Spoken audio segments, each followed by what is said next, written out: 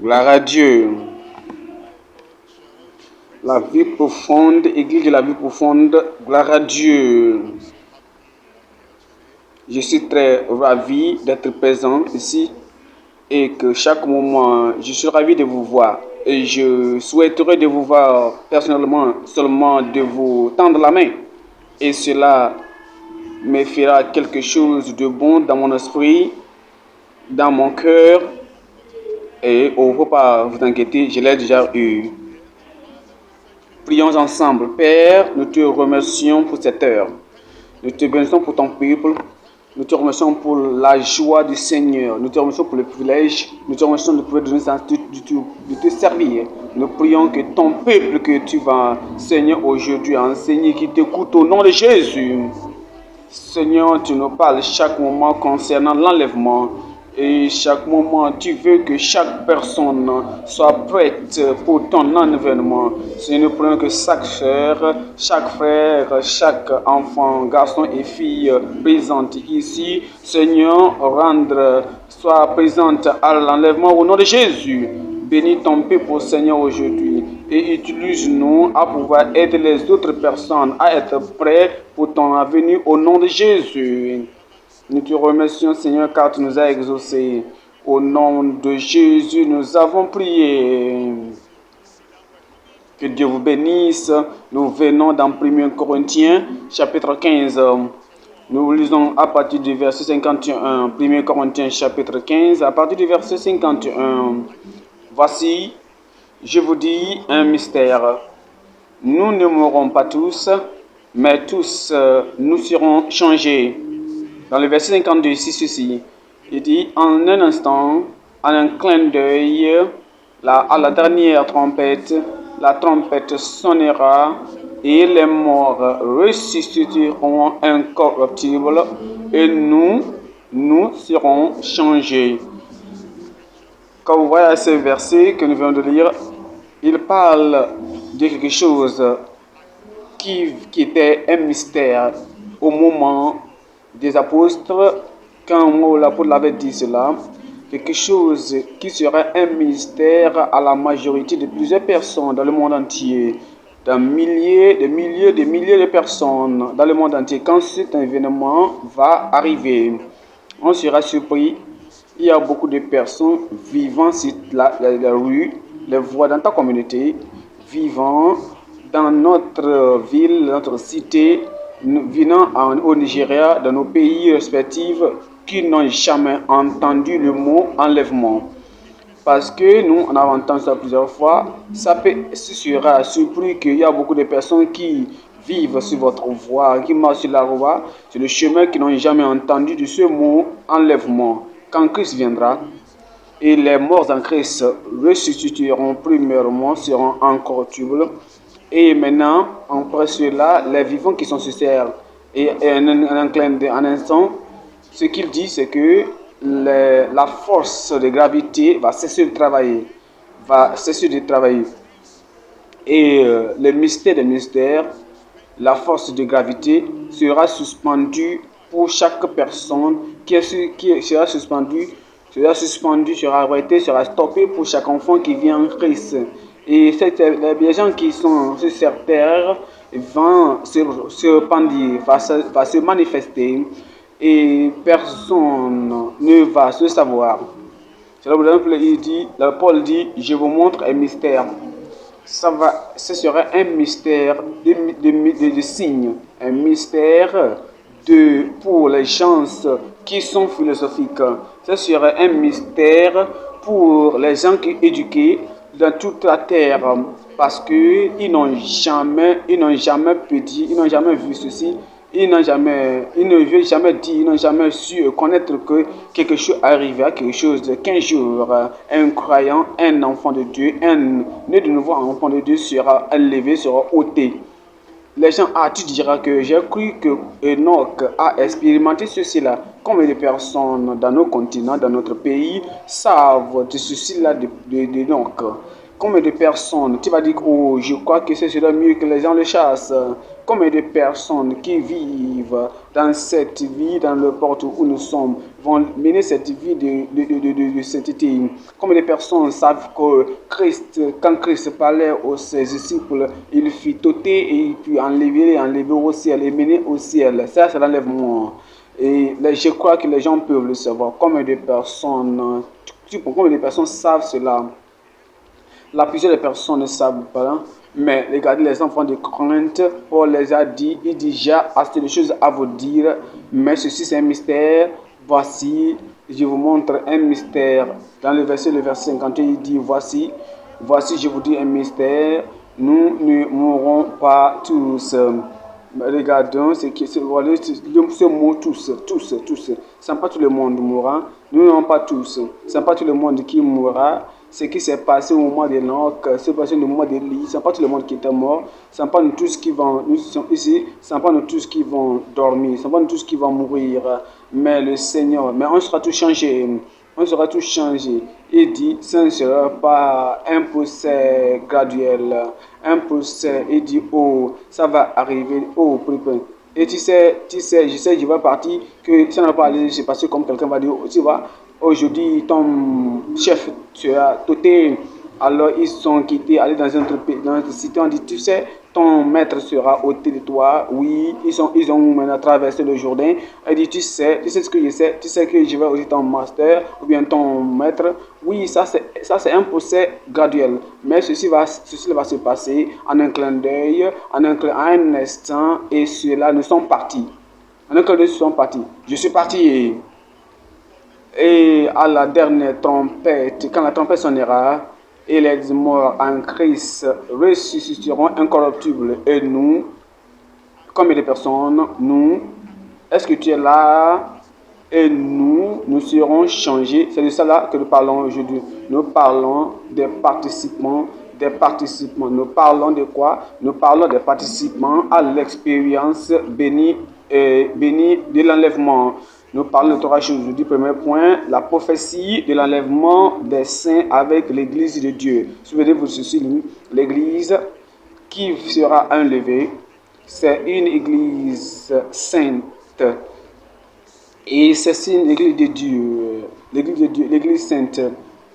L'église sainte. Et c'est elle qui a changé, celle qui est dévouée au Seigneur, qui dit, je sais le Seigneur, c'est elle qui sera dotée pour le ciel. Le point numéro 2, il sera notre préparation pour l'enlèvement des saints avec l'église gouvernée. Notre préparation pour l'enlèvement des saints avec l'église gouvernée. Vous voyez, il y a une église gouvernée. Il y a aussi une église de Dieu. Il y a une église sainte, il y a aussi une église gouvernée. Une église gouvernée, c'est là où le Christ est le chef. Et Christ, le chef de l'église, il donne des instructions à tout le corps de l'église. Et il donne des instructions aux membres, au ministre de l'église. Et vous voyez, certaines personnes, dans cette personne, certaines églises, ils sont là, ils ne sont pas gouvernables. Certaines personnes, ils disent ils ne sont pas contrôlés, ils ne peuvent pas être contrôlés. Ils n'appartiennent à aucune congrégation, ils n'appartiennent à aucun groupe d'église. Ils ne font ils font ce qu'ils veulent, ils appartiennent à leur propre individualisation. Et cette église qui accepte le Seigneur, qui se méfie, qui se tiennent sous le contrôle, sous la direction du Seigneur, c'est cette église-là qui sera gouvernée, c'est qui sera ôtée. Notre préparation des saints pour l'enlèvement, pour l'église gouvernée. Point numéro 3 ici maintenant, le but de l'enlèvement des saints avec l'église glorieuse. L'église glorieuse, l'église qui sera ôtée, qui sera enlevée, qui partira, celle qui est lavée, purifiée. C'est l'église qui est sanctifiée et embellie, qui est gracieuse. L'église qui glorifie le Seigneur. C'est l'église qui est glorieuse et belle aux yeux du Seigneur. C'est cette église-là qui sera enlevée. Et il y a un but pour cet enlèvement. Point numéro 1.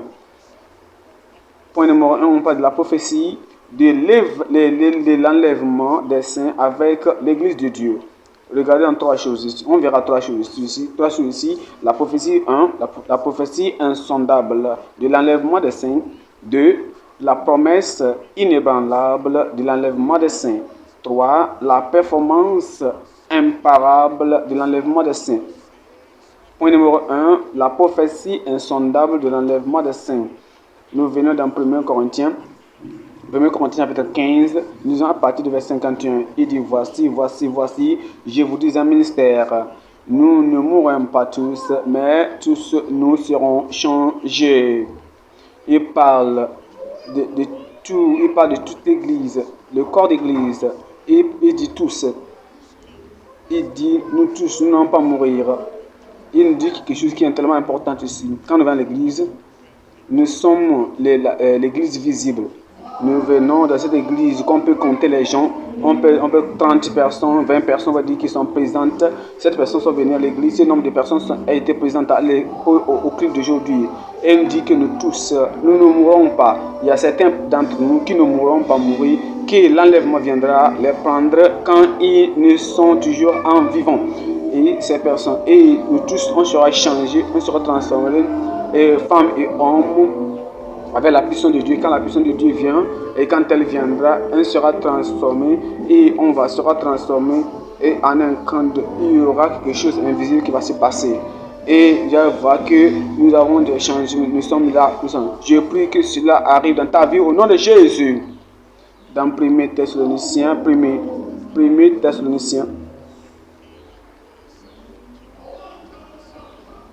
1 Thessaloniciens 4, verset 14. 4,14. 1 Thessaloniciens 4,14. La Bible dit ceci. Car si nous croyons que Jésus est mort et qu'il est ressuscité, croyons aussi que Dieu ramènera par Jésus avec lui tous ceux qui sont morts. C'est le travail de Dieu. C'est la performance de Dieu. C'est ce que Dieu lui-même va faire. Même, il dit même, voici en effet ce que nous vous déclarons d'après la parole du Seigneur. Nous les vivons, restés par l'enlèvement.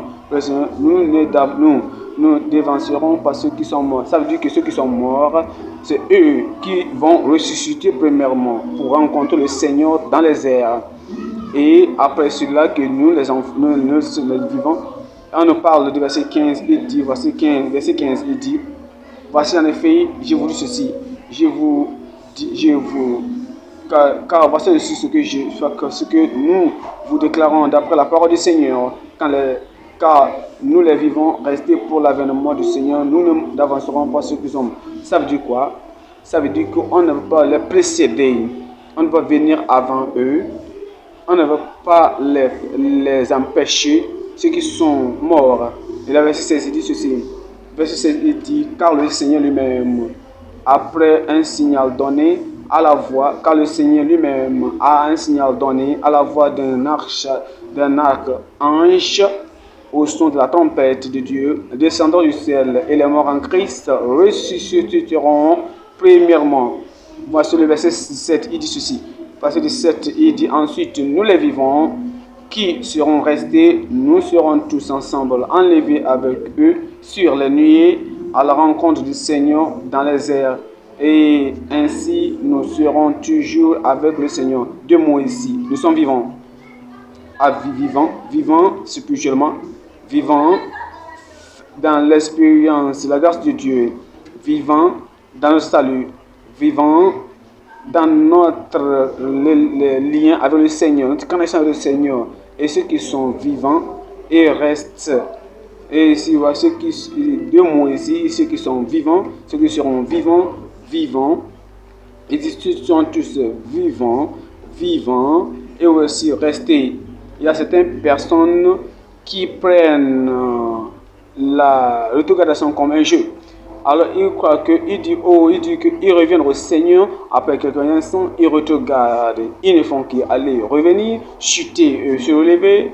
Ils croient que la retrogradation c'est un jeu. Ils croient que c'est comme quelque chose, un poupée qu'on peut s'amuser avec. Et ils ne font que s'amuser avec leur vie. Et maintenant, alors si ils vont dedans, ils sortent dehors. La Bible nous dit que les gens qui vont expérimenter l'enlèvement, ce sont les personnes qui sont vivantes en Christ et ils restent en Christ. Si vous continuez dans ma parole et vous restez en moi, et vous restez dans ma parole, et vous y restez dans ma parole, alors vous serez mes disciples en vérité. Vous voyez ceux qui restent dans le Seigneur, ce sont ces personnes-là qui restent dans le Seigneur. Dans le verset 17, il dit ceci, il dit ensuite, nous les vivons, et qui seront restés, nous serons tous ensemble enlevés avec eux sur les nuées et à la rencontre du Seigneur dans les airs, et ainsi nous serons toujours avec le Seigneur. C'est la prophétie que le Seigneur, disant que le Seigneur reviendra. Le Seigneur reviendra. Je prie que tu sois prêt au nom de Jésus. Point numéro 2, la partie numéro 2, et sur la partie numéro 2, c'est quoi? La promesse inébranlable de l'enlèvement des saints. La promesse inébranlable de l'enlèvement des saints. Et il va rien, la promesse inébranlable de l'enlèvement des saints. La promesse inébranlable de l'enlèvement des saints. Revenons dans 1 Jean 3, 1 Jean 3, 1 Jean 3, le verset 1. 1 Jean 3, le verset 1.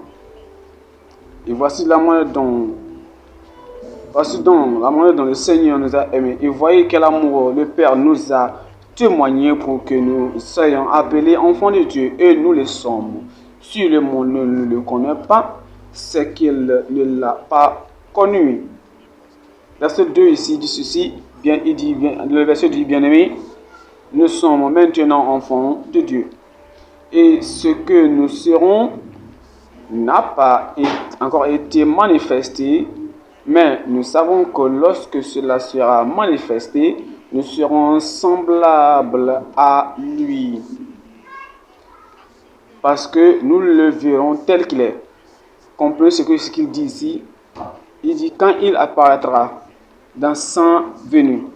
Et quand il apparaît, il veut nous amener auprès de lui. On sera comme lui, même comme on l'a vu, parce que on le verra. Et comme il est, ça veut dire quoi? Ça veut dire qu'étant chrétien, étant croyant, il faut marcher dans les pas de Christ. Spirituellement, il faut être comme lui. Dans la bonté, il faut être comme lui.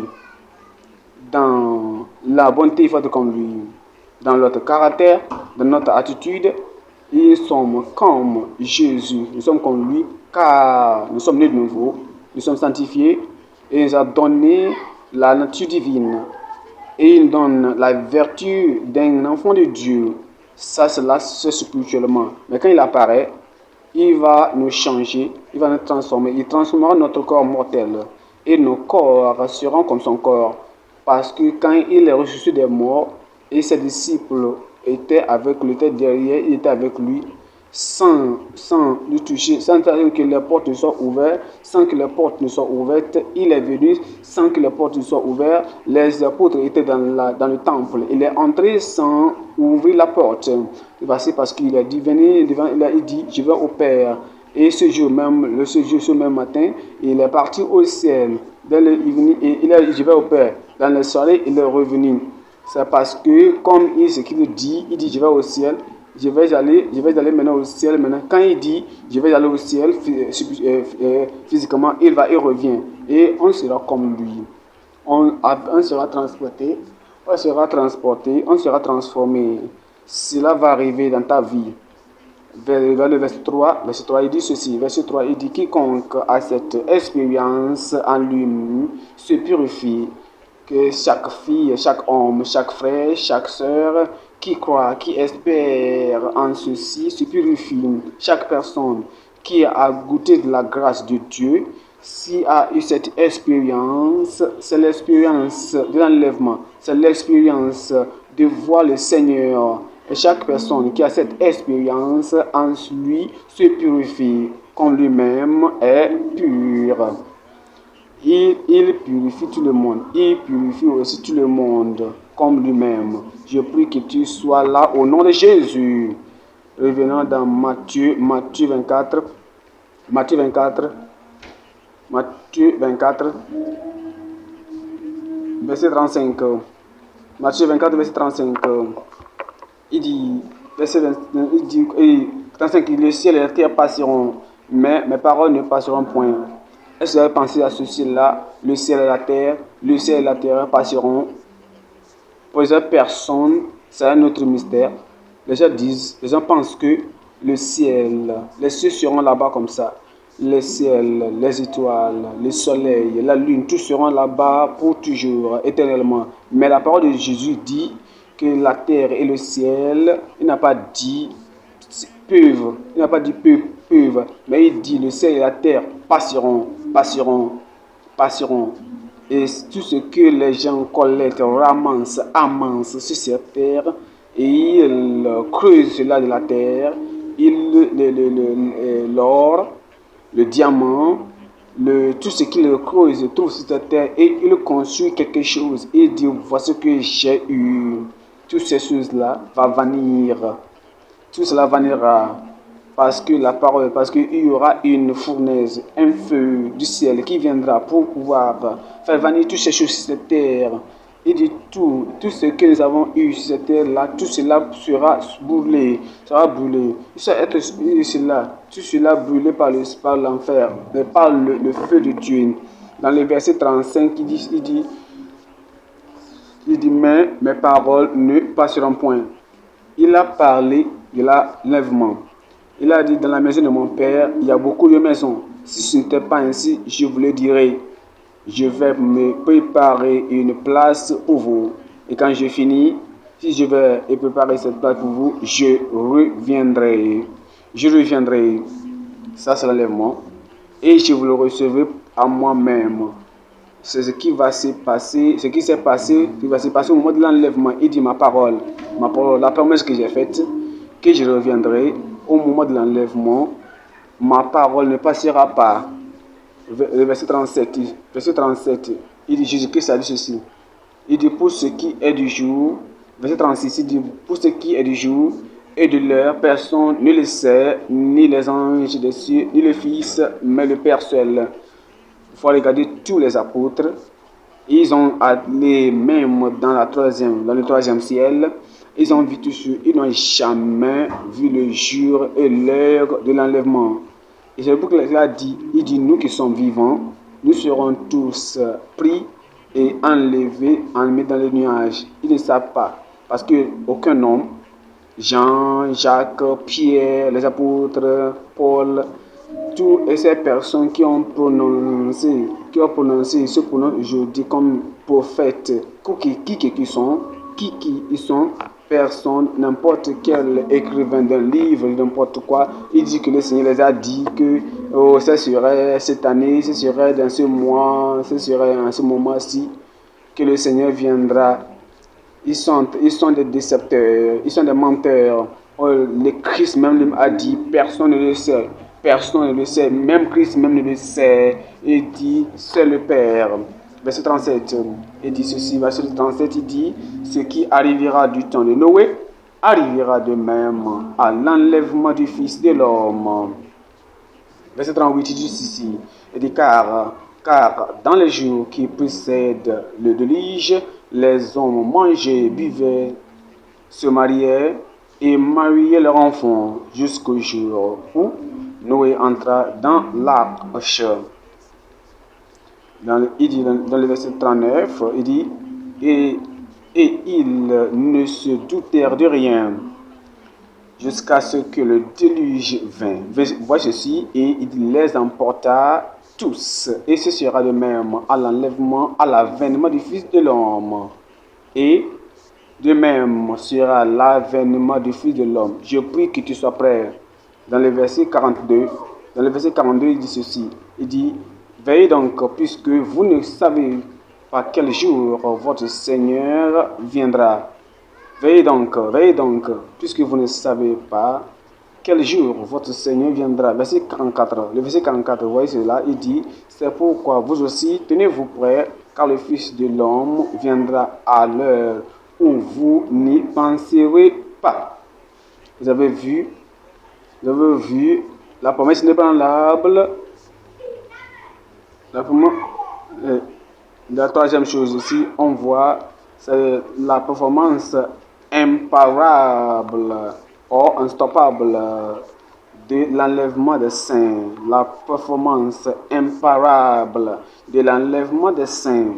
La science ne peut pas l'arrêter, la philosophie ne peut pas l'arrêter, la société ne peut pas, les gens du monde ne peuvent pas l'imparer, ne peut pas le stopper, ne peut pas l'arrêter, ne peut pas l'arrêter. L'enlèvement va arriver. Je dis l'enlèvement va se produire. Quoi que les incroyants fassent et disent, quoi que les religieux disent ou fassent, l'enlèvement ne va jamais être arrêté parce que c'est ce que Dieu a décidé, ce que Christ a décidé et c'est sur l'emploi du temps de Dieu. Et ce que Dieu va faire, il le fera. Et personne ne peut l'arrêter. Et personne ne peut t'arrêter aussi d'aller au nom de Jésus. Nous vivons le Philippiens 3, 20. Philippiens 3, 20. Il dit ceci, il dit quoi? Mais notre cité en nous est dans les cieux, d'où nous attendons aussi comme Seigneur, le Seigneur Jésus-Christ. Les gens qui sont sur cette terre, leurs pensées, leurs plans sont sur cette terre. Leur disposition est sur la terre. Leur aspiration est sur la terre. Et leur but ne fait que de tomber du cendre, de la terre, de la poussière de cette terre. Mais les gens qui savent qu'ils vont partir, les gens comme Élie, les gens comme Enoch, savent que leur but, leur activité, leur ambition, leur pensée, leur but, leur privilège, leur manière de vivre, leur compassion, leur activité, tout ce qu'ils font, ne font que passer de l'enlèvement. Ce qui est tellement important dans leur vie, dans leur projet, dans leur emploi du temps, dans leur objectif, dans leur planification, ne fait que penser de l'enlèvement. Ils pensent du ciel. Et il dit, c'est là où il reste. Mais le Seigneur dit ceci, quoi? Il dit quoi? Verset 21, il dit ceci. Qui transformera le corps de notre humiliation. Ça, c'est l'enlèvement. Il va changer notre corps de notre humiliation. Il va changer notre corps. Et notre corps, ce corps qui nous en tire vers le bas, ce corps qui nous retient sur la terre, ce corps qui nous empêche d'aller au ciel, qui lutte contre notre enlèvement, il va changer ce corps-là et le rendre semblable au corps de sa gloire par le pouvoir qu'il a de sujettir toutes choses. Ça, c'est l'enlèvement. Et il va le remoudir, il va encore remoulir, il va encore refabriquer notre corps, et pour que ce corps soit un corps glorieux, ce n'est pas ce corps que vous avez quand vous étiez sur cette terre. Vous voyez, quand il était lui-même, quand tu étais sur cette terre, tu as faim, tu as affamé, tu as soif. Ça, c'est le corps terrestre. Et même quand Jésus-Christ même était sur cette terre, il avait faim, les gens ont su qu'il avait faim, et il est parti pour boire de l'eau. Il dit, ah, moi j'ai faim, il va moi. Voici, il dit, vas-y. Il dit, est-ce que quelqu'un vient de toi? Il dit, viens, donne-moi le pain à manger, de la nourriture à manger. Ça, c'était le corps terrestre, le corps de cette terre, un corps corruptible. Enfin, c'est le corps là maintenant. Maintenant, quand il a changé, après la résurrection, le corps qu'il a pris, c'est ce corps qu'il a mené au ciel. C'est de la même chose que tu seras. Je dis, tu seras de la même au nom de Jésus. Je te regarde, je te vois, je dis, frère, sœur, et toi aussi tu l'as fait, et tu es arrivé au ciel. Nous tous, on va prendre part à cette expérience au nom de Jésus, selon sa parole, il va le faire, il dit, semblable au corps, par le pouvoir qu'il a de sujettir toutes choses. Ézéchiel 12. Ézéchiel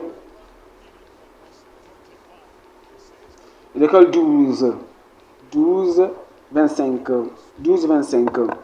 Il dit, le Seigneur dit, car moi l'Éternel, je parlerai à ce que je dirai, de s'accomplira et ne sera plus différé. Oui, de vos jours, dites-moi Amen, parmi vous la parole. Il dit, je parlerai ce que je dirai, et cela s'accomplira, et ne sera plus différé. Il dit oui, de vos jours. Regarde ceci, il dit de vos jours, famille rebelle, je prononcerai une parole et je l'accomplirai, dit le Seigneur l'Éternel. Voyez certaines personnes qui pensent que ils peuvent relayer, ils peuvent empêcher la parole de Dieu. Ils disent que si je n'écoute pas la parole de Dieu, ils disent que s'ils ne obéissent pas à la parole de Dieu, ils disent que s'ils restent rebelles à la parole de Dieu, alors Dieu sera forcé à ralentir ses promesses. Non, tiens-toi bien. Il dit, la déluge viendra. Et Noé a été un messager, il fut un messager, il a donné le message à toute la population dans le monde.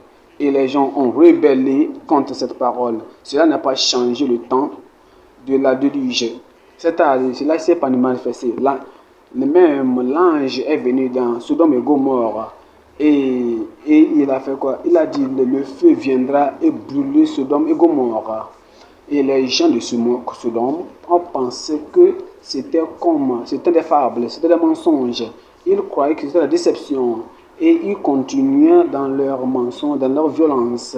Et cette rébellion, cette continuation de la violence qu'ils faisaient, et ils ont cru que cela va empêcher Dieu. Non, Dieu a dit ce que j'ai parlé, j'ai prononcé la parole, et j'ai de l'enlèvement va s'accomplir. Et c'est ce jour-là, cela va arriver. Quoi que soit, il dit quoi, maison rebelle, je prononcerai une parole et je l'accomplirai, dit le Seigneur l'Éternel. Il dit, c'est un Dieu, c'est cette performance qui ne peut être jamais empêchée. Le verset 28, il dit, c'est pourquoi, dites-leur, ainsi par le Seigneur l'Éternel, il n'y aura plus de délai dans l'accomplissement de mes paroles.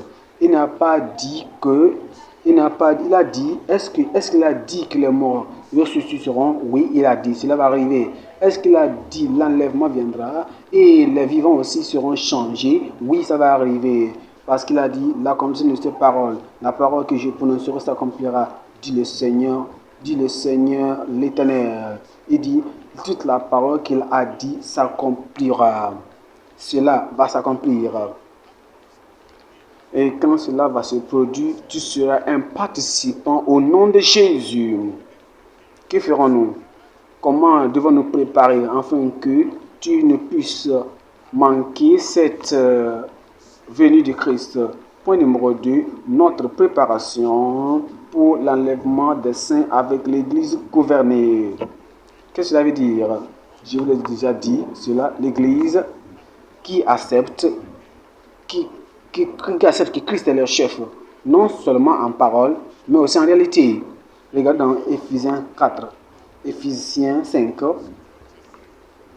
Éphésiens 5, 23. Éphésiens 5, verset 23. Il dit, verset 23, il dit quoi? Car le mari est le chef de la femme, comme Christ est le chef de l'Église, qui est son corps, et dont il est le sauveur. Christ est le chef de l'Église, et il est le chef, il est le sauveur du corps. Comprenez ceci? La tête est le chef, le sauveur du corps. La tête donne le commandement à la main lorsque tu as soif, va amener l'eau.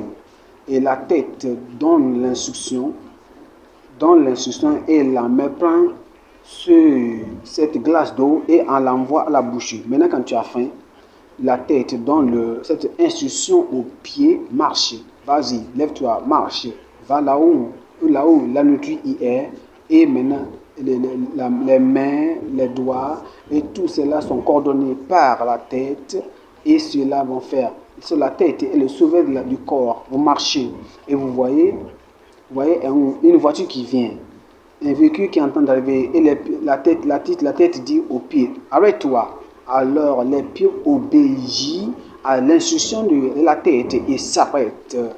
Et évite les dangers Christ est le chef de la tête. Christ est le chef du corps. Et tout le corps, les membres, les parties du corps sont à son instruction, à son commandement. Alors il prévient les membres, il prévient les enfants, ses enfants du malheur, du danger. Et il a dit, n'aille pas de suer. Et Christ est le sauveur du corps. Et comme le corps est couvert de Christ, et Christ est le gouverneur, il est le gouverneur de l'Église. Il est sur l'Église et il préserve l'Église pour le moment de son venue. Regardez 23, verset 24. Verset 24, il dit de même que l'Église est soumise à Christ. De même que l'Église est soumise à Christ, les femmes aussi doivent être à leur mari en toutes choses. Les femmes, les membres doivent être soumis à Christ. C'est comme ça que nous devons le faire. C'est comme ça que Christ est le gouverneur de l'Église. Il gouverne l'Église.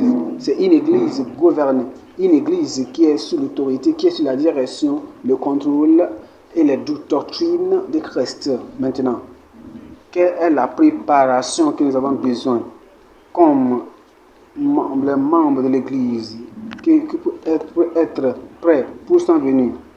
Maintenant, il dit la foi immuable avec la pureté du cœur. Deux, maintenant, l'amour d'un cœur purifié. L'amour d'un cœur purifié. L'amour d'un cœur purifié. L'amour d'un cœur purifié. Troisièmement, on verra assurer l'expérience d'un cœur patient et persévérant. Et il faut maintenant, c'est quoi? On parle de la foi immuable avec la pureté du cœur. On va dans Hébreux 11. Hébreux 11, 5. Hébreux 11, 5. Il dit pas la foi. Hébreux 5. Il dit pas la foi. Moïse. Par la foi, c'est pas la foi qu'Enoch. C'est pas la foi qu'Enoch fut enlevé pour qu'il ne vit point la mort et qu'il ne parut plus parce que Dieu l'avait enlevé, car avec son enlèvement, il avait reçu le témoignage qu'il était agréable à Dieu. Vous voyez, il dit, le Seigneur viendra, mais sans la foi, il dit, sans la foi, c'est pas possible de plaire au Seigneur. Et les gens qui vont aller dans l'enlèvement seront des personnes qui vont vivre comme Christ. C'est eux qui vont vivre. Vous venez au Seigneur. Et vous allez vivre comme le Seigneur. Vous vivez au Seigneur. Vous avez la foi, vous serez sauvés. Vous avez la foi, vous aurez la grâce de Dieu. Vous avez la foi, vous aurez la justice, la sainteté par la foi. Vous avez la foi, vous allez marcher par la foi. Et c'est cette foi-là qui tourne votre vie autour. C'est cette foi-là qui sature votre vie. C'est cette foi-là qui est en train de vous diriger. C'est cette foi-là qui sera la fondation de toutes choses que vous faites dans votre vie. C'est ce qui vous prépare pour l'enlèvement. Il dit que c'est car sans la foi, il ne peut être jamais parfait, digne. Parce que tout le monde qui vient à Christ doit obéir qu'il est et qui est le récompenseur de toutes choses, de n'importe qui le craigne. Nous venons dans Acte 15, le verset 9, et il dit, il n'a fait aucune différence entre nous et eux ayant purifié leur cœur par la foi. Il dit, il a fait aucune différence à nous les apôtres, c'est-à-dire les apôtres et nous les gentils, nous les non-juifs. Il n'a mis aucune différence pour les gens, les croyants de la 4e génération, du 4e siècle et du 21e siècle. Il n'y a pas de différence. Il a dit le salut des premières personnes qui ont vécu avec le Seigneur Jésus Dieu, le salut avec les gens qui viendront après nous. Il dit la sanctification, il ne met pas une différence. La sanctification que les premières personnes ont eue, il dit la sanctification qu'il a dit, sans laquelle personne ne verra le Seigneur. Cette même sanctification, la même sanctification que nous avons aujourd'hui. Il a dit consécration, la même consécration, la même dévotion au Seigneur.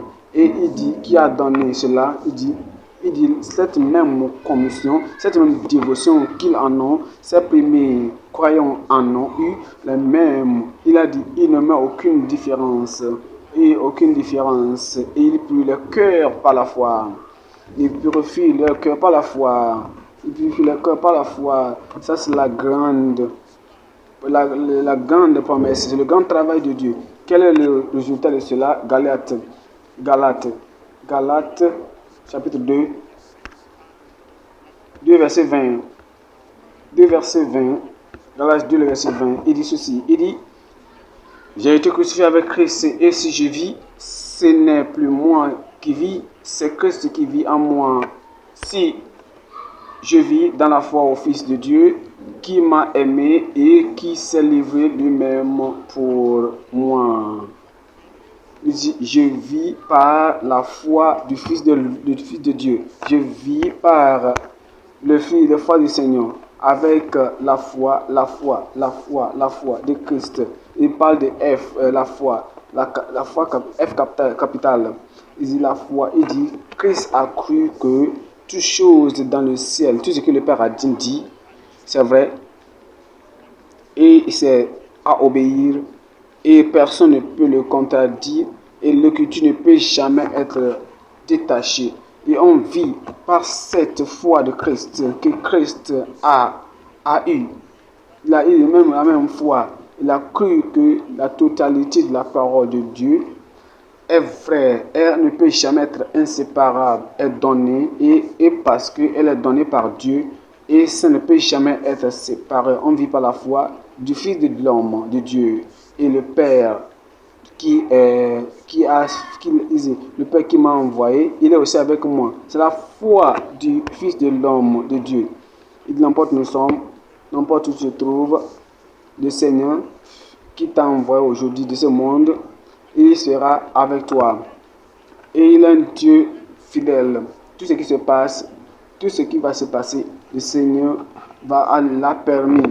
Et tout ce qui se passe, tout concourt à tous ceux qui aiment le Seigneur. À tous ceux qui aiment le Seigneur. Tout concourt au bien de tous ceux qui aiment le Seigneur.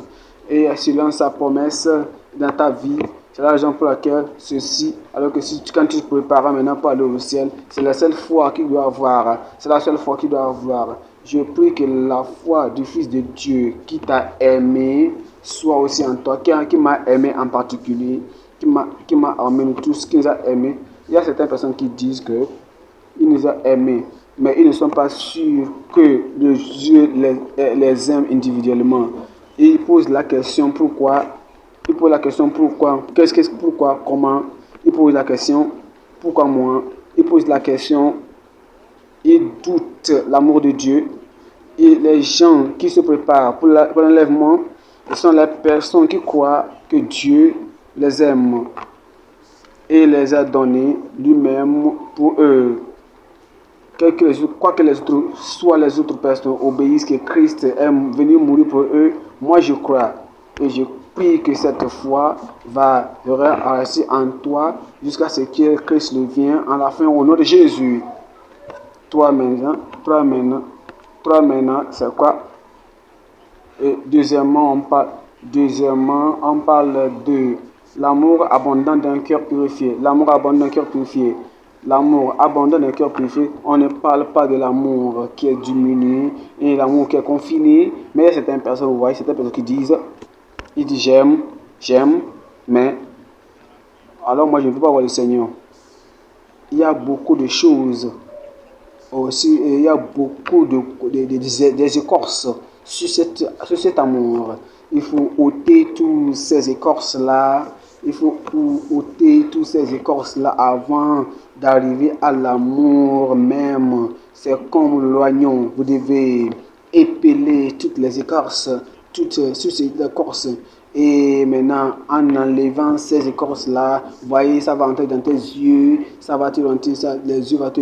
Et cela va se perdre de mal. Et les gens vont dire que pour que les gens sachent que j'ai l'amour. Et non, non, non, ce n'est pas ce type d'amour que je parle.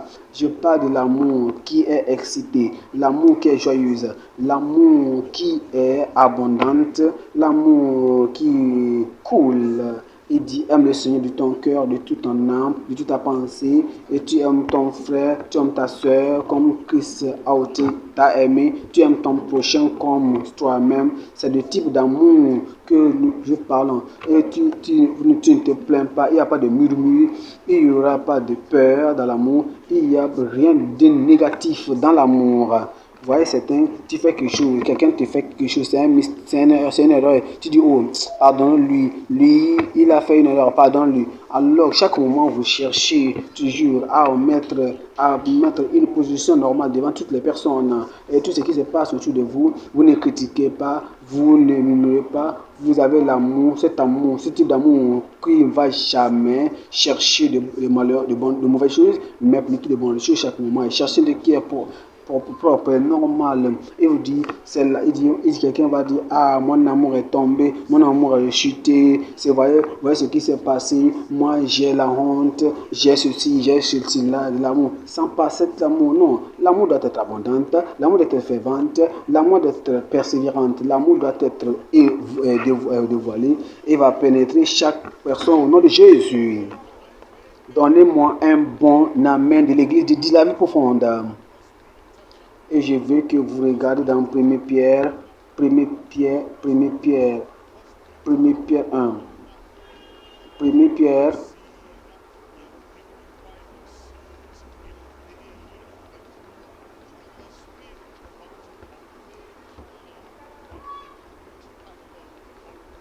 Il dit 1 Pierre chapitre 1, il dit, et qui sont élus selon la présence de Dieu, le Père, par la sanctification de l'Esprit, afin qu'ils deviennent obéissants et qu'ils participent à l'expression du sang de Jésus. Et la grâce, la paix vous soit multipliée. Voyez, le verset 22, que le Seigneur nous donne cela au nom de Jésus. Et du verset 22 de 1 Pierre chapitre 1, la Bible dit ceci, il dit quoi? Il dit, ayant purifié vos âmes en obéissant à la parole, la vérité, pour avoir un amour fraternel sincère, aimez-vous ardemment les uns les autres de tout votre cœur. Que le Seigneur vous le donne au nom de Jésus. L'amour va nous élever, l'amour va nous encourager. L'amour sera quelqu'un, rendra quelqu'un aller de l'avant, quelqu'un voulant mener la vie comme vous sera excité, amènera une vie profitable, un amour objectif au nom de Jésus. C'est deux types de mots que le Seigneur nous parle d'eux aujourd'hui. Tu te lèves le matin, tu vois et tu vis dans la vie, tu as fait ceci, tu as fait cela, tu as fait ceci et cela, et tu n'as pas exprimé l'amour en aucune personne. Tu n'as pas partagé l'amour en aucune personne. Tu n'as pas partagé l'amour en aucune personne. Et tu fais toutes tes choses. Tu n'as pas élevé quelqu'un de l'amour. Tu n'as pas donné l'argent à n'importe quelqu'un. Tu n'as pas nourri quelqu'un aujourd'hui. Tu n'as pas donné de l'eau froide à une personne. Tu dis, ah, je cherche quelqu'un, je dois être une bénédiction à quelqu'un, je dois être une bénédiction. Chaque fois que tu lèves, tu dis, je dois être une bénédiction à quelqu'un de quelque part. Il y a quelque chose, quelqu'un cherche de moi. De ce que le Seigneur le cherche, ce que le Seigneur cherche, ce type d'amour que le Seigneur cherche de nous. Nous allons l'avoir au nom de Jésus. Nous venons au point maintenant, au point numéro 3. Le point numéro 3, on parle le but. Troisièmement, la troisième partie du point numéro 2, assurer l'expérience d'un cœur patient et persévérant. Revenons dans Tite. Tite 2.13. Tite 2, verset 13. Tite 2.13. Tite 2.13. Vous voyez, il y a certaines personnes qui viennent à l'église, tous ceux qui écoutent, ils laissent cela sur la chaise ou la place qu'ils sont assis avant de quitter l'église. Après le service, leur vie est la même comme ils sont venus. Et comme ils mènent leur vie, comme ils sont venus. La même vie sans expérience, cette même vie sans aide, cette même vie sans désespoir, cette même vie sans aide, cette même complication, ces mêmes murmures, ces mêmes regrets, ce même type de dégradation de génération en génération, ils retournent, ils continuent et mener cette vie comme ils vivaient. Tout ce qu'ils ont écouté concernant l'enlèvement, concernant la promesse, concernant la prophétie, concernant la gradation, concernant la promesse de l'enlèvement, concernant l'assurance de cette performance, de l'assurance, il jette tout cela dans l'église avant de quitter. Alors, il ne regarde pas à cette glorieuse expérience. Il dit, mais ceux qui seront ôtés, ceux qui seront pris en enlèvement, ce sont des personnes, ils regardent, ils observent. Ils regardent à cette expérience bénie, ils ont encore ce sujet dans leur cœur, ils ont ce sujet dans leur cœur, dans leur pensée, et ça influence tout leur caractère, ça entend influencer leur cœur, leur mouvement, leur caractère, leur émotion, tout ce qu'ils entendent. Il dit, ah, Christ peut venir aujourd'hui. Si Christ vient aujourd'hui, au jour merveilleux, journée merveilleuse, si Christ vient aujourd'hui, journée merveilleuse. Si Christ va venir demain, oh, je suis prêt. Si Christ va venir n'importe quand, chaque moment, c'est ce que je cherche. Je suis prêt toujours. Je suis prêt à le rencontrer. Et c'est ça que je cherche chaque moment. Je prie que tu sois cela au nom de Jésus. Je prie que tu sois comme cela au nom de Jésus. Cherchant ce beau jour, elle nous enseigne à renoncer à l'impiété, au convoitise mondaine et à vivre dans le siècle, présent sur la sagesse, la justice et la piété, en entendant la bienheureuse expérience et la manifestation de sa gloire du grand Dieu et de notre Sauveur Jésus-Christ. Verset 14 dit, qui s'est donné lui-même pour nous, afin de nous racheter de toute iniquité et de se faire un peuple qui nous appartienne, purifié par lui-même, par lui, et zélé pour les bonnes œuvres. Nous ne sommes pas zélés pour des mauvaises œuvres, nous ne sommes pas zélés pour des œuvres destructives, nous ne sommes pas zélés pour des œuvres qui vont disperser, ils sont zélés pour des bonnes œuvres. Il dit que quelle bonne œuvre ferai-je? Quelle bonne œuvre ferai-je quand Christ viendra me rencontrer et il va me rencontrer, je suis en train de faire. Qu'est-ce qu'un Christ va venir? Il va me rencontrer. Quelle œuvre ferai-je? Je vais faire cette bonne œuvre.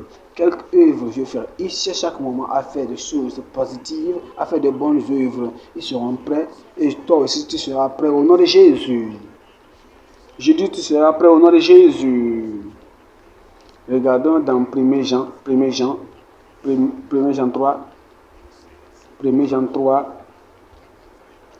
3, 1, il dit, voici quel amour le Père nous a témoigné afin que nous soyons appelés enfants de Dieu.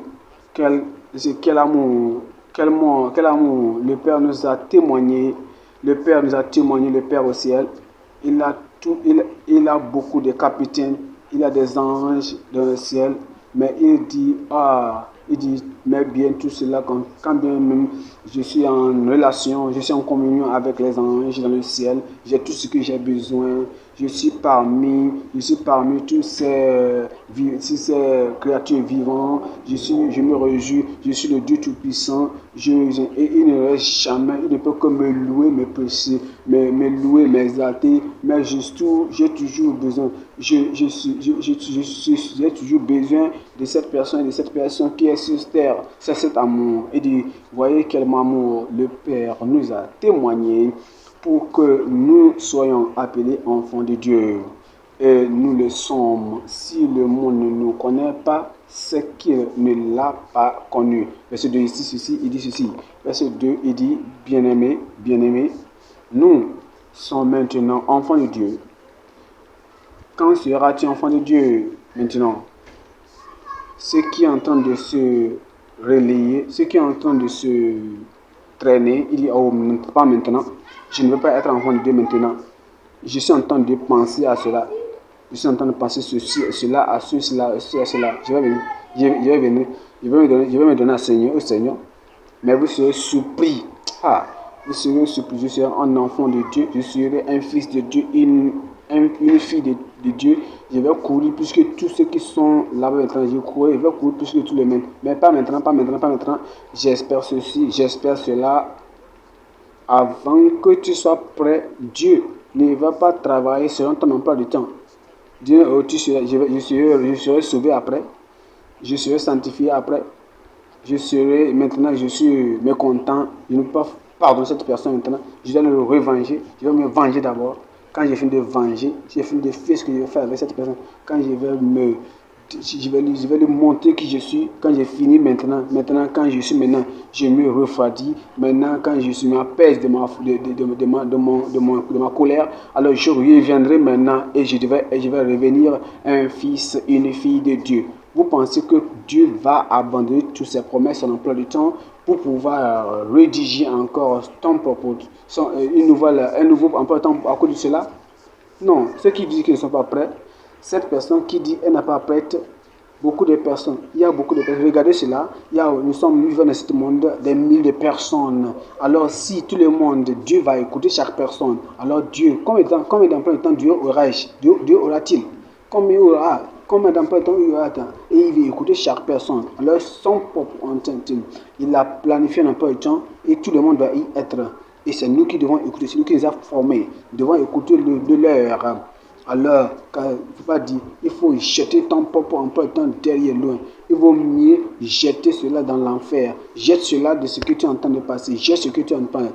Tu dis, Seigneur, parce qu'il faut dire au Seigneur, je jette tout mon emploi de temps et je écoute seulement que celui de Dieu. Parce que quand il viendra, un changement viendra. Nous savons que quand il viendra, on sera comme lui.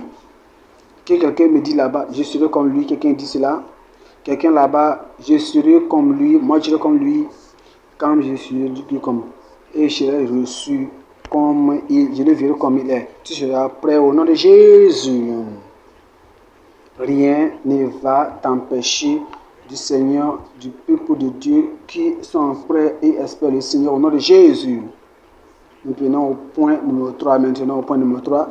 Le point numéro 3, c'est le but de l'enlèvement des enfants avec l'église glorieuse. Il faut écouter ceci.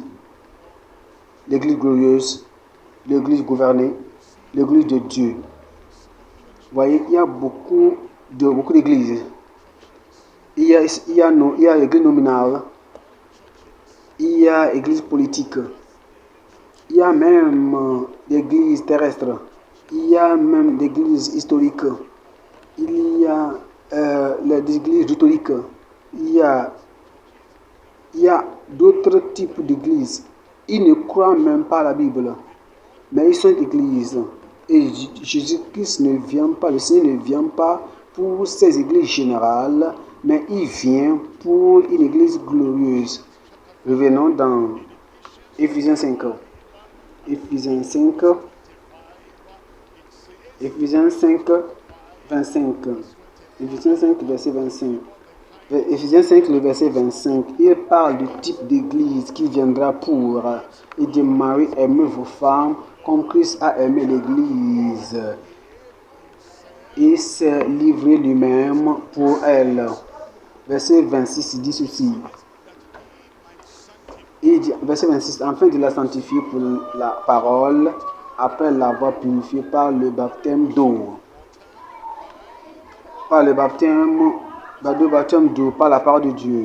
Écoutez ceci, la parole de Dieu. La parole de Dieu travaille comme l'eau. Et chaque moment quand vous venez, et cette parole doit vous laver, et vous laver, purifier. Certaines personnes ne comprennent pas cela. Quand ils viennent à l'église, ils viennent à une église glorieuse. Et quand ils viennent à une église glorifiée, honorée par Dieu, ils viennent à une église qui croit à la Bible. Ils disent, je ne comprends pas. Pourquoi, quand nous venons ici, chaque moment, ils vont parler la parole de Dieu.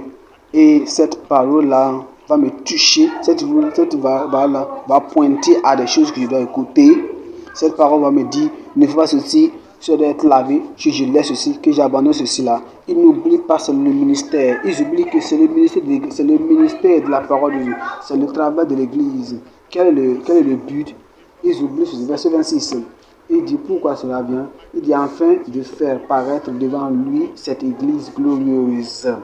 Cette église glorieuse, c'est l'église, le type d'église qui sera présentée à Dieu, à Christ, quand il viendra à l'enlèvement.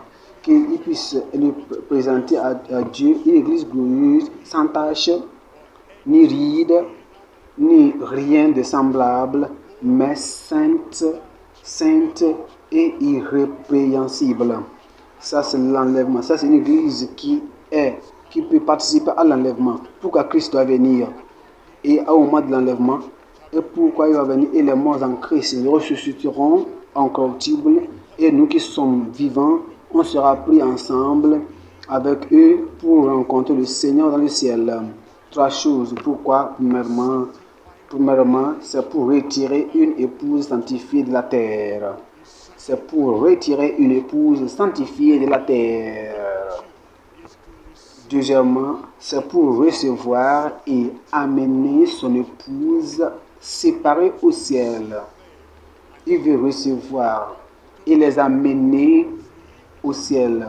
Troisièmement, c'est pour récompenser son épouse inébranlable pour avoir tourné beaucoup vers la justice. C'est pour retirer, c'est pour recevoir et c'est pour récompenser les saints de Dieu, les saints, l'épouse de Christ, et pouvoir les récompenser, de pouvoir prêcher la parole et tourner beaucoup de personnes vers le Seigneur. Premièrement, retirer une épouse sanctifiée de la terre. Et venons, Luc 21, 34. Luc 21, 34, il dit ceci: prenez garde à vous-même, ne craignez que vos cœurs ne s'appellissent par l'excès du manger et du boire. Pourquoi on dit prenez garde? Ça, c'est un avertissement. Vous voyez, certaines personnes, il y a certaines personnes, ils s'en foutent, ils ne prennent aucun avertissement, ils s'en foutent de ce qu'ils appellent. Ils disent, je suis sauvé, le Seigneur viendra. Quoi que l'église est prête ou bas, quoi que l'église est dans la vallée, quoi que l'église se trouve sur la montagne, soit l'église se trouve dans la sombreté, soit l'église se trouve dans les doctrines, ou bien l'église est dans la doctrine de la Bible. Moi, c'est l'église, et Christ viendra pour l'église. Non, Christ a dit non. Il dit, voilà, c'est la parole de Christ. Il dit, prenez garde à vous-même. À moins que, prenez garde à vous-même, de crainte que vos cœurs ne s'appesantissent par l'excès du manger et du boire, et par les soucis de la vie, et que ce jour ne vienne sur vous à l'improviste. Ce jour viendra, soit nous sommes prêts ou pas, ce jour viendra. Et quand ce jour viendra, le jour de la déluge est venu, c'était seulement 8 personnes qui étaient prêtes. Et ces personnes-là, ils sont partis. Soit le jour viendra, et il dit, vous maintenant, vous devez vous garder, vous devez être gardés, vous devez vous prendre garde à vous-même. Que ce jour-là ne vous surprenne, que si le jour ne vient à vous à l'improviste. Verset 35, il dit ceci. Verset 35, il dit, car il viendra comme un filet sur tous ceux qui habitent sur la face de toute la terre. De toute la terre. De toute la terre. Il y a certaines personnes qui disent, vous savez, l'enlèvement, quand l'enlèvement se présente, et il y aura ça, il va prendre place dans les cités qui sont plus nommées, connues, populaires. Non, l'enlèvement viendra n'importe où. Les gens qui sont sur la voie, les gens qui sont sur les voies, dans les voitures, les gens qui sont sur les eaux, quand l'enlèvement viendra, ils seront affectés. Et ceux qui sont dans leur maison, dans leur chambre, l'enlèvement va les affecter. Ceux qui sont en train de marcher, ceux qui sont en train de travailler même dans les industries, quand ils sont au village, à la ville, à la cité, quand l'enlèvement se manifeste, tout sera affecté. Tous ceux qui sont, n'importe où ils sont, ils vivent sur la face de cette terre, n'importe où, de chaque pays, il sera affecté. Le verset 36, il dit, veillez donc, et priez en tout temps en feu que vous ayez la force d'échapper à toutes ces choses qui arriveront. et de paraître debout devant le Fils de l'homme pour échapper à toutes ces choses qui arriveront. Ça veut dire quoi? C'est échapper à la grande tribulation. La grande tribulation viendra et quand la guerre va s'éclencher contre un pays, qu'est-ce que les gens font? Les habitants de ce pays-là, ils se préparent. Et ils veulent, parce que l'autre veut lutter et ils savent, et quand ils veulent lutter pour ce pays-là, qu'est-ce qu'ils font? Ils savent que leur pays, les paysans sont là-bas, leurs citoyens sont dans ce pays-là, alors ils vont appeler les ambassadeurs, les représentants sont là-bas, ils vont retirer toutes ces personnes, ils vont retirer tous ces citoyens et ambassadeurs de ce pays avant de commencer à faire la guerre contre ce pays-là. C'est la même chose, afin que Dieu commence à faire la guerre contre la terre, alors il va retirer tous ses habitants, il va retirer tous ces ambassadeurs à travers Christ qui est venu mourir pour nous. C'est ce qu'il fera. Il va ôter toute son église, son épouse. Il va ôter avant que cette grande tribulation ne soit arrivée. C'est la raison pour laquelle il dit que Jésus-Christ lui-même a dit, regardez, veillez et priez pour que ces choses-là ne vous arrivent à l'improviste, que vous ne savez, toutes ces choses arriveront, et pour que nous puissions être sur la main droite du Fils de l'homme. Ça, c'est l'enlèvement. Vous échappez la grande tribulation et vous tenez-vous devant le Fils de l'homme, Fils de Dieu, et il vous reçoit avant la grande tribulation et vous amène au ciel. On nous a dit dans 1 Thessaloniciens, chapitre 5, lisons, on va dire verset 4. 1 Thessaloniciens chapitre 5, le verset 4. Verset 4, il dit ceci. Mais vous frères, vous n'êtes pas dans les ténèbres, pour ce que ce jour vous surprenne comme un voleur. Verset 5, il dit ceci. Verset 5, il dit ceci. Vous êtes tous des enfants de la lumière et des enfants du jour. Nous ne sommes point de la nuit ni des ténèbres. Le verset 6 dit ceci. Verset 6 dit, nous dormons donc point comme les autres, mais veillons et soyons sobres. Verset 7 dit ceci, car ceux qui dorment la nuit, et ceux qui s'enivrent la nuit. Verset 8, il dit, mais nous qui sommes du jour, soyons sobres, ayant revêtu la cuirasse de la foi et de la charité, et ayant pour casque l'expérience du salut. Pourquoi? Parce que, verset 9, car Dieu ne nous a pas destinés à la colère. Dieu ne nous a pas destinés à la colère, mais la colère de la grande tribulation, la colère du tout-puissant Dieu, la colère du Fils de l'homme. Non, Dieu ne nous a pas destinés à la colère, mais à l'acquisition du salut par notre Seigneur Jésus-Christ. Nous allons échapper à la grande tribulation et nous allons aller au ciel en l'enlèvement. Le Seigneur va nous ôter. Il va ôter ses enfants, son épouse, l'épouse sanctifiée pour au ciel de Jésus. Deuxièmement, c'est recevoir et amener son épouse séparée au ciel. Recevoir et amener son épouse séparée au ciel. Cette épouse qui est séparée, vous savez, quand vous êtes marié, vous voyez, surtout quand vous êtes marié, premièrement, votre femme, votre époux a eu des amis.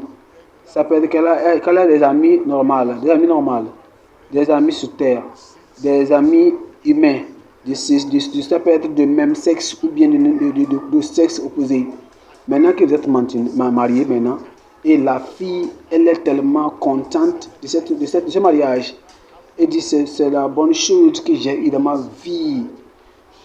Et à cause de cela, elle se sépare de tous ses amis, de ses amis familiers. Si même, ça peut être qu'elle voyageait avec eux sans demander permission. elle faisait toutes choses. Maintenant, elle se sépare avec cette personne parce qu'elle est maintenant une épouse, elle est une nouvelle épouse attachée à l'homme. Vas-y. Ou bien à la femme. Vous voyez, quand vous êtes enfant de Dieu, quand vous êtes maintenant, faites part à l'épouse du Christ, alors vous devez être séparés, vous devez vous séparer du corps, vous devez vous séparer du monde. Parce que quand vous êtes amis du monde, alors vous serez aussi ennemis de Christ. Mais vous devez être comment? Vous devez être amis de Christ et être ennemi du monde. Parce que chaque personne, c'est celui qui tenait, quand vous étiez dans le monde, celui qui tenait votre corps, votre cœur, c'était le diable. Le monde tenait votre cœur, c'est lui qui tenait votre cœur parce que vous étiez à la soumission, à l'humiliation, au contrôle. Et c'est lui qui tenait. Maintenant, vous êtes prêt pour aller en enlèvement, pour être ôté et rencontrer votre mari. Qu'est-ce qu'il doit faire? Il faut vous séparer. Votre corps, votre cœur, votre esprit et âme doivent être consacrés, séparés du monde et être donnés à Christ et pour se préparer. Et vous êtes immergés dans la parole de Dieu, immergés dans la parole de Dieu. Maintenant que vous savez que Christ viendra, si vous allez vous immerger de toutes les choses nauséabondes, de toutes les choses mauvaises que vous y êtes immergés auparavant, alors et Christ qui viendra pour vous, qui est Christ revient pour l'épouse séparée du monde. Il vient. Regardez ce que le Seigneur a dit. Il dit c'est pour recevoir et amener son épouse séparée au ciel. C'est acte 14, verset 1. Jean 14. Jean 14. Plutôt Jean 14, verset 1. Plutôt Jean 14, verset 1. Il dit que votre cœur ne se trouble point. Croyez en Dieu et croyez en moi. Que votre cœur ne se trouble point. Tout ce qui se passe autour de vous, autour de nous, et certaines personnes sont tournées, certaines personnes troublées, ils ne peuvent pas sortir, ils ne peuvent pas aller à l'église, ils ne peuvent pas aller à l'église biblique. Il dit, moi, comme c'est 6, moi j'ai décidé que moi, quand c'est 6 o'clock, à 18h, je ne vais pas aller à l'école. J'ai écouté cette histoire-là, ils mènent cette vie, et ces personnes-là, ils mènent leur vie basée sur les histoires. J'ai écouté, j'ai entendu, ils n'écoutent pas rien ce qui vient du ciel. Ils ne font qu'écouter de ce que les gens disent. Elle vous dit que votre cœur ne se trouble point. Le Seigneur te prépare pour l'enlèvement. Le Seigneur ne te prépare pour les gens, les kidnappeurs, que je ne t'entends pas votre nom. Le Seigneur ne te prépare pas pour les gens difficiles. Les gens ne te préparent pas pour le Seigneur te prépare pour les adversaires. Tu seras en santé, tu seras protégé et tu vas demeurer dans l'abri du Seigneur. Et ça peut être que 100, 1000 à ta droite, 1000 à ta gauche, rien ne va jamais t'atteindre. J'ai dit, rien ne va pas t'atteindre. Ça ne viendra pas près de moi. Ça ne viendra jamais près de moi. Rien ne va t'attaquer. Aucune pression. Nous allons à l'enlèvement. Moi, je serai dans l'enlèvement. Que votre cœur ne se trouve point. Crois en Dieu, crois en moi. Et il y a plusieurs demeures dans la maison de mon Père. Et si cela n'était pas ainsi, je vous l'aurais dit. Je vais vous préparer une place. Je vais vous préparer une place. Dites-moi maintenant, est-ce que vous croyez? Je parle maintenant à toi-même, comme toi. Je m'adresse à toi personnellement, toi qui m'écoutes, comme individu. Est-ce que tu crois que le Seigneur, que Jésus-Christ est parti préparer une place pour toi? Quelqu'un est en train de construire une chambre pour toi, une maison pour toi. Ce n'est pas une chambre, une maison pour toi. Et il pense à toi. Et chaque moment qu'il est en train de construire cette maison, il dit, mets ceci. Et il arrive qu'il est un bon docteur. Et maintenant tu es malade. Et il est en train de construire cette bonne maison. Est-ce qu'il va permettre que tu meurs? Non, il va te délivrer. tu vas mourir avant que tu n'as dans cette maison. Il va te garder, il va te protéger. Cette maison qu'il est en train de construire, personne d'autre va le couper. Il dit, je m'en vais préparer une place pour toi. Verset 3, il dit, et lorsque je m'en serai allé et que je vous aurai préparé une place, c'est l'enlèvement, je reviendrai et je vous prendrai avec moi. Quel est le mot suivant? Là? Enfin que, et je vous recevrai. Et dit, et là, je vous recevrai. Et là, alors il reprend l'épouse. Il fait sortir l'épouse de la terre. Et l'amène. Et pour que là où je suis, vous y soyez aussi. Complétez-moi ceci, afin que là où je suis, vous y soyez. Est-ce que vous y serez? Est-ce que tu es sûr? Est-ce que tu es sûr que Satan ne va pas t'ôter de la voie? Est-ce que tu es sûr que tu ne vas pas regarder? Moi, je ne vais pas regarder. Oh, Christ vient, je serai prêt. Moi, j'y serai. Tu y seras au nom de Jésus. C'est de retirer une épouse sanctifiée de la terre. Deuxièmement, c'est de recevoir et amener son épouse séparée au ciel. Et troisièmement, c'est de récompenser son épouse inébranlable pour avoir tourné beaucoup vers la justice. Vous allez travailler pour le Seigneur. J'ai dit vous allez travailler pour le Seigneur. Et après cela, quand le Seigneur reviendra, il y aura une grande récompense pour vous. Il ne va seulement, c'est pas seulement qu'il va récompenser nos pasteurs, nos leaders, nos ministres, mais il va récompenser tout le monde. Je ne vous vois pas là-bas. Il va rencontrer tout le monde. Où êtes-vous? Vous allez recevoir votre récompense au nom de Jésus. Dans Daniel 12,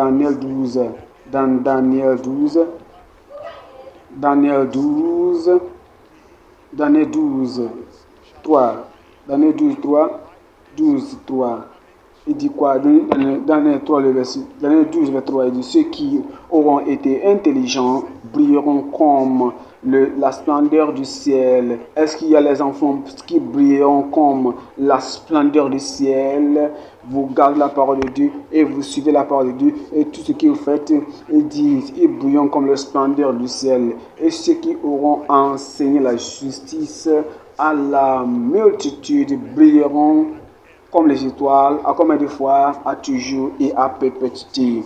Que le Seigneur, vous aussi, vous allez aller et amener votre langage, va tourner d'autres personnes à la justice. Votre attitude va aussi tourner aux autres personnes à la vie perpétuelle. Votre enseignement, votre vie, votre caractère, votre évangélisation va tourner d'autres personnes vers le Seigneur. Votre bonté, vous êtes bon en bonté. Et ces choses-là, tout ce que vous faites là, va tourner beaucoup de personnes vers le Seigneur. Tout ce que vous êtes en train de faire, c'est le but de pouvoir amener beaucoup de personnes vers le Seigneur. Je prie que tu ne sois pas faible. Je prie que tu ne sois pas fatigué. Je prie que tu ne vas pas regarder. Je prie que tu ne vas pas décourager. Je suis décourager chaque jour et au jour le jour, tu vas aller en avant et tu vas amener beaucoup de personnes vers le Seigneur. Je te verrai au ciel et tu me verras aussi au ciel. Je verrai ta couronne, toi aussi tu verras aussi ma couronne, tu verras beaucoup des étoiles sur ma couronne parce que le Seigneur, nous n'allons pas échouer sur la voie au nom de Jésus. Où es-tu maintenant? Pourquoi ne pas te mettre debout maintenant à dire au Seigneur, je crois. Seigneur, je crois que maintenant, je me prépare maintenant pour l'enlèvement.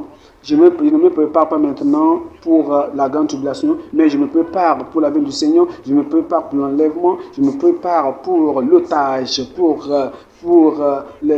quand tu viendras, Seigneur, aide-moi. Tout ce que je dois, tout ce que j'en ai besoin pour me rendre prêt et pouvoir me rendre pur pour ton avenir, Seigneur, donne-moi-le au nom de Jésus. Donne-moi-le au nom de Jésus.